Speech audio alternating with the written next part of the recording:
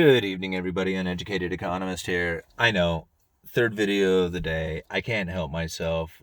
I found some information, and when I hear about it and it gets me excited, I got to come out here and tell you about it. Now, I was reading some of the comments from my previous video, and somebody in there says, what's going on with this lumber moving back up through the supply chain? Now, I hadn't seen this one yet, so I went, searching around, and sure enough, Bloomberg has this article talking about lumber moving back up through the supply chain. Lumberyards selling the material back to the vendor.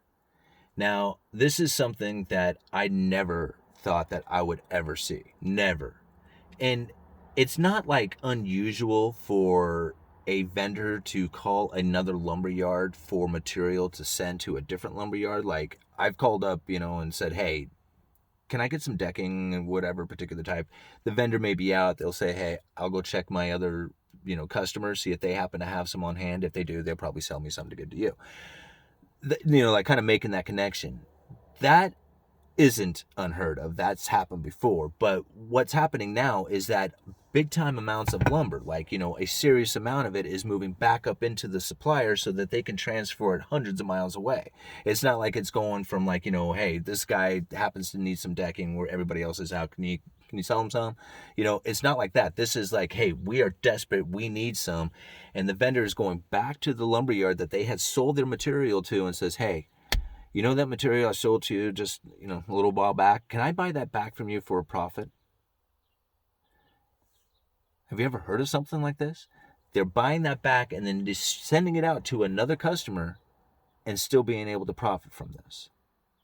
This is like the retail market beginning to eat itself alive, right? Like the retail market, the retail side of things, mills, wholesalers, vendors of some sort, like distributors, retailers. If the retailers are now supplying the vendors who are then distributing, it's eventually going to fail because they do not have the supply. They have purchased, they have a little bit, the supplier is desperate, and they're going back to him and saying, I'll buy your product that I just sold to you for a profit. It's crazy to think that this has taken place. Now, I'm going to leave a link down in the description for you guys, and in that link, there's an article that talks all about this. One of the people that they have interviewed in there was a Mike. I'm not going to try and pronounce his last name because I'll totally butcher it. But Mike, I know him.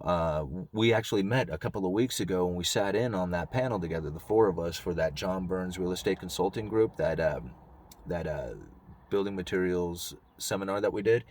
He was one of the panelists who sat in on that discussion group. So I know Mike. I thought that was really cool. I'm like, hey, I know that dude. So I will see if I can't get a hold of Mike and maybe we can do an interview or just a phone discussion or something, and he can break down what exactly is happening here, because this is crazy to think that retailers are going to actually be searched out for their product to try and sell back to the vendors.